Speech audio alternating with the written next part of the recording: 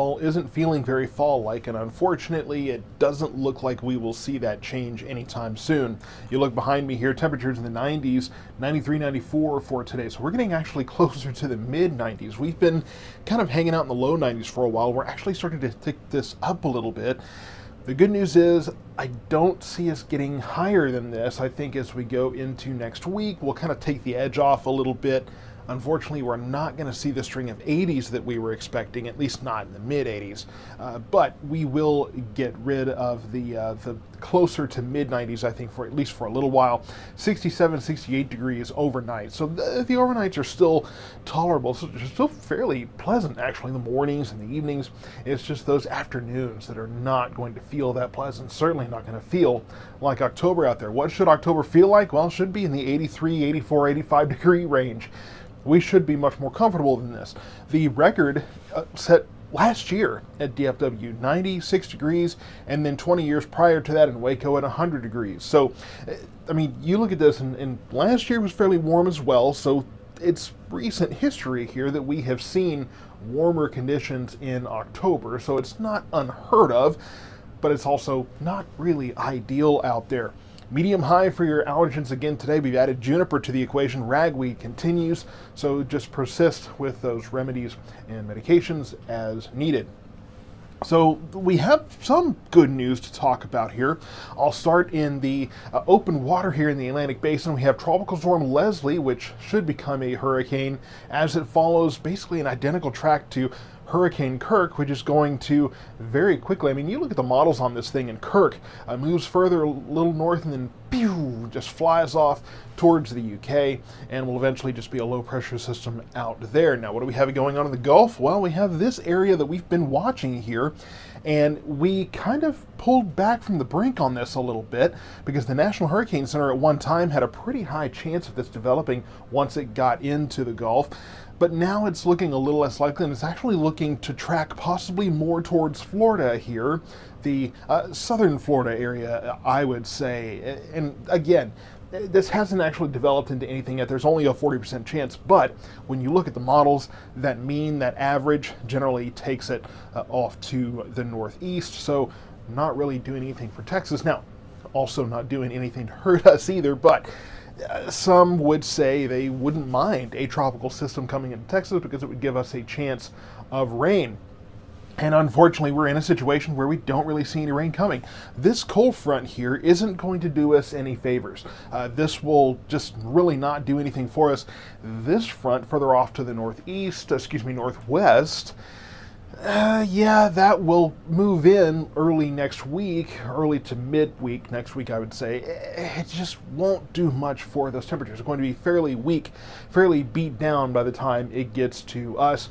And we have this ridge of high pressure that's just kind of been hanging out, and the jet stream continues to stay north of us. So we need that jet stream, I've mentioned this a few times, we need that jet stream to make its way south. We need it to move southward in order to allow the cooler air far up north of us to sink in.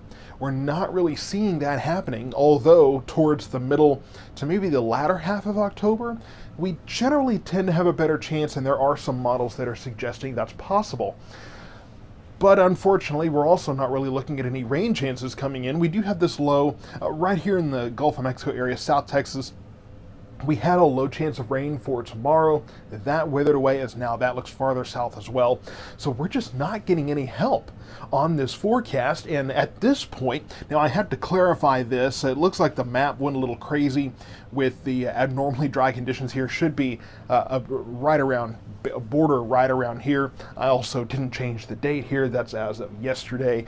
So just ignore those couple of things here.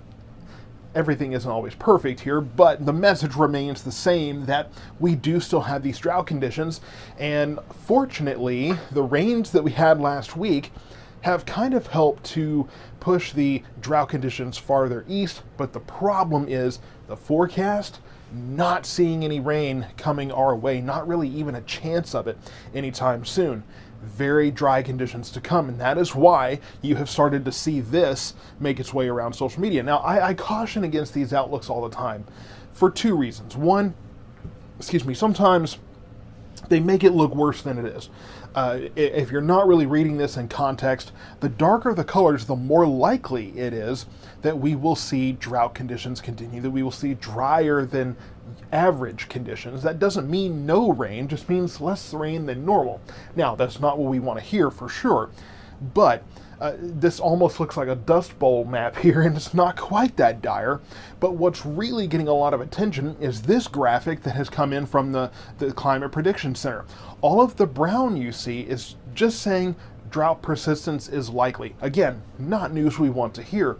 But what's being talked about is this area of kind of this sand color here. I don't know what to call that really. This like a light brown, and that is rapid onset drought risk. Now, this is being called, flash drought, I think is the term. What that means is that you can have an increase in vegetation growing, the grass getting longer, those kind of things, which is what we have seen. That followed by very dry conditions can lead to what is being called this flash drought. And that's called that because you have rain like we had last week, thickens the grass, thickens all of that fire fuel, and then suddenly you don't get any more rain. Drought conditions set in very quickly, and that causes a high risk at some points of, or at least a higher risk. I don't know if I can technically say high risk, but a higher risk of those fires and those drought conditions. So there is credence to this. I want to say that flash drought, I mean, it just sounds like it's just going to happen that fast, because where else do we hear that? We hear flash flood, and a flash flood generally happens within a few minutes or maybe an hour. This is not that kind of situation, but as we look across the month of October, and this is valid for October 11th through 17th, we are in a situation right now where we're just not looking at rain in the forecast. It just doesn't look likely. Now, after October 17th, as we get into the latter half of the month, cooler air becomes more likely. Deeper intrusions of those cold fronts, stronger fronts become more likely. That will help to somewhat at least raise our rain chances, so hopefully we have a better outlook after this point. But when you see this on social media and people are talking about a flash drought, this is what we're talking about. It's mostly going to be the fact that we have some pretty abundant vegetation out there right now, but it's going to be drying up fairly quickly, and there's not any relief anytime soon. I do want to talk about your kickoff forecast. We do still have Friday Night Football to talk about. It will be warm out there, about 85 degrees or so, right around 7 o'clock when we kick the ball off. Sunset is, per my watch, right around 7:07. So the sun will be setting here and it will be cooling off fairly quickly. Most of the game should be fairly comfortable. When you're getting seated, kicking off the ball might be a little warm. Northeast wind 5 miles per hour, so not much wind interference with the special teams out there.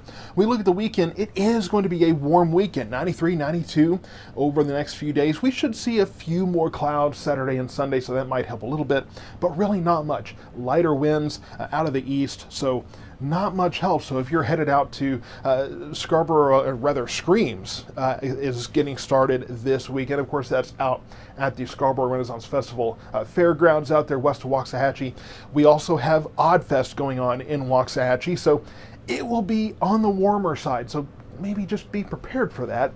It won't be those classic fall vibes as you get out in the weather, but the good news is the humidity should stay relatively low, so we won't be dealing with any of those major issues when it comes to the heat index and those kind of things too. So take the advantages where you can. So getting past this weekend, we do take the edge off a little bit over the next several days. 91, 90, and then upper 80s, I think, for Wednesday, Thursday. We could get closer to 90 if that front continues to deteriorate. But as we go, we're staying warm. We will stay warmer than normal. And I don't see rain in the forecast anytime soon. This takes us all the way to the 10th. That outlook I showed you pushes it really all the way to the 17th. It could be the latter half of the month, and in fact, something interesting, I've been mentioning quite a bit that usually right around Easter, not Easter, we can't wait that long for a cold front, right around Halloween is when we often see our first cold front. That's when we often see our first big push of cool air in the fall, or at least around Halloween. Not always on Halloween, but around there, around the end of October, early November. And there is a model, or maybe two, that's calling for a pretty good push of cooler air right around then. So it looks like we may actually follow the script, at least in that regard, but unfortunately, we won't feel very fall-like for at least the forecastable or foreseeable future. So stay tuned to South Metro Weather. I'll keep the updates coming this weekend. I'll be watching the Climate Prediction Center's chatter on the rapid onset of drought and those kind of things that they're talking about. And we will continue to watch the models to see when will we finally get fall conditions and hopefully a little bit of helpful, abundant rain here in north central Texas.